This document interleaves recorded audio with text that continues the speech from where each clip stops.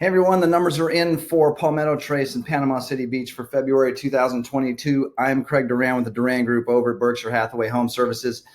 In this video, I'm going to talk to you a little bit about what's happening in the housing market, prices specifically in Palmetto Trace, what we're seeing in February and where we think they may be headed. And then also I want to stress point out a mistake I'm seeing happen over and over again in the market right now.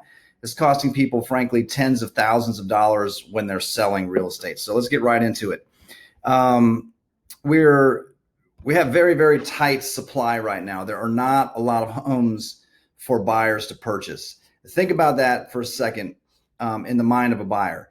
A buyer's trying to buy a house. This is a place they're going to live. It's a very, very emotional purchase. It's not like buying a second home condo at the beach that you're going to rent out or spend a week or two out of the year. This is where we're going to live. This is home. It's hard enough to find anything that's for sale, much less something that you like, that you want.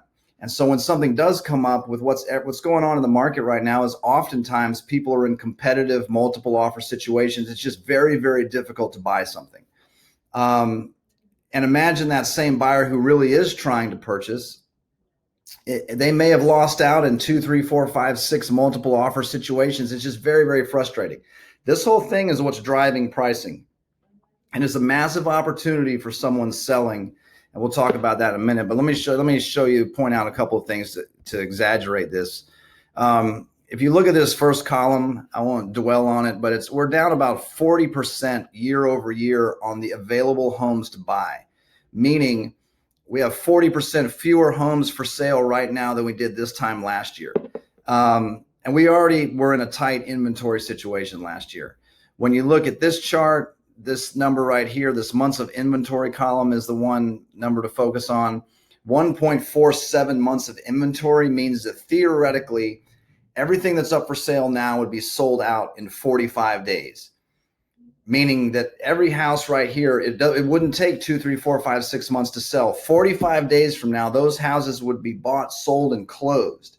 That's how intense the market is. It takes 30 or 45 days for a closing process. So you can see what kind of demand there is.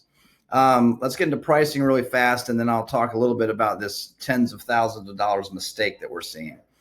Over on Park Place, one of the 2-bedroom units sold for $297,000 in the month of February.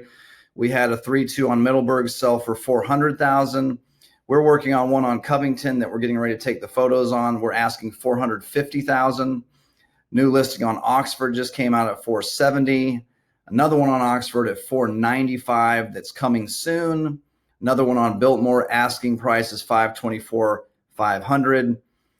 Kensington, we had a 4-bedroom closing at $535,000, and there's a 4-bedroom back on Kensington asking $545,000, and it's under contract. And you see kind of a big spread. I didn't dwell into all of the square footages, but look here, a 4.2 and a 4.3 asking price $495 and asking price $524,500. I know there are a lot of subtle differences in location and age and condition. But let me point out something that I'm seeing happen every day that's really seriously costing people a lot of money. This is an example I worked on recently. This one's in the condo market, but the same thing applies in housing. I was asked to price a 1-bedroom, 2-bath unit. And here were the recent sales: $425,300, $450,000, $455,000, $460,000, and $460,000.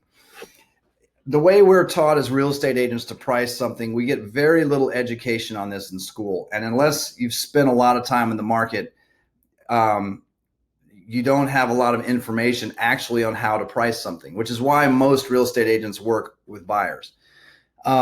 Traditionally, the way we would be taught to price this in school would be, well, look at the average of the recent sales, $450,000 to $460,000 probably. And you compare the condition and some of those things, and maybe in a hot market, you can price it up a little bit. So what some agents would do in that situation would be say, well, Mr. or Mrs. Seller, $460 is the top of the market. It's kind of a hot market. We could maybe go to $465 or $469, but we can't go much higher because there'll be appraisal issues. The appraisals are going to come in where these sales are, so we can't push the market too much higher. That might work in a soft or sluggish market. Some sellers who are doing this on their own without the real estate agent are going, wow, if I could get top of the market $460, and not use an agent, wow, I'm saving money. Or I could get maybe 470 or 475. Wow, I'm really doing good. We took that scenario, priced it at 5.25 and got a cash sale on it. There's too much demand in this market to not understand that we can be extremely bold with our pricing. However, to accomplish that, you can't just tell one agent about it, or you can't just tell one Facebook group about it. You can't have terrible photos from a cell phone, even though cell phone photos are getting pretty good nowadays. You have to have a number of things. You have to have professional photography, excellent professional photography, not average professional photography. You have to have professional videos, explaining not only the house, but the amenities and the area around it. And then you have to package up that message and distribute it. Owners' Facebook groups and buy-sell groups are good. They're excellent. We participate in all that. But there's also so many other places where you can start to literally reach tens of thousands of people with your message. And when you start to have that kind of reach with that kind of marketing and product, those kind of spreads are available. That one, I just gave you an example. We sold for $65,000 over the top of the recent market that we're in. Another one I can think of right now went to contracts yesterday, 537, 400. The top of the market had been 500. We have one at 1.3 million. The top of the market was like 850. We just closed one at 1,020,000. The top of the market had been 900,000.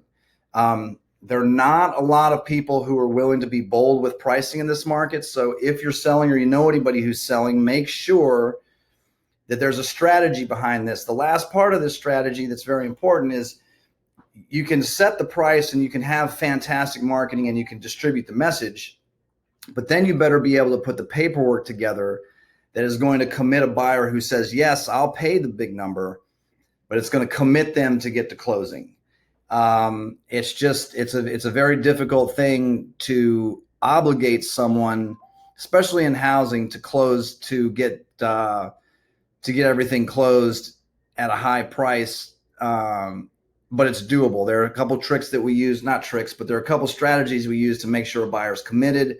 We're getting people to waive financing contingencies. We're getting people to make up appraisal gaps and that kind of thing. So just food for thought. If you are selling in this market, be bold. Whisper Dunes, I expect the prices going forward. We should still have a very exciting, intense spring market.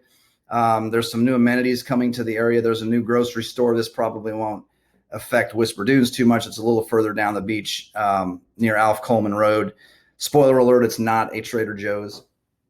The one thing to keep an eye on is that Ward Creek is under construction now. The Ward Creek is on Highway 79, just northeast of the new hospital. There will be a couple builders in there. One of them, very interestingly, is a national home builder. A national home builder coming to our market, a new national home builder that hasn't been in the area before. So once sales start to happen out there, there'll be pre-sales happening. The communities like Whisper Dunes, Palmetto Trace, Breakfast Point. Sorry, I misspoke just a minute ago about Whisper Dunes. Palmetto Trace will be having some very specific competition from Ward Creek just around the corner. There'll be a lot of new product out there, which will make Palmetto Trace feel older. It's not a terribly old community in the grand scheme of things, but all of a sudden when you drop a new neighborhood right around the corner, same location, essentially, it's going to feel very old. So keep an eye on that. If you know anybody, you're probably not moving if you're in Palmetto Trace, but if you know anybody who's interested in that, let us know. We're going to be helping with some of the sales out there. So still a lot of room to run in this market. I think a little bit over the next 60 days or so. Things probably flatten out over the summer like normal. But we hope this helps, and we'll be in touch next month. I don't like to send out a lot of email sorry, my phone's going crazy.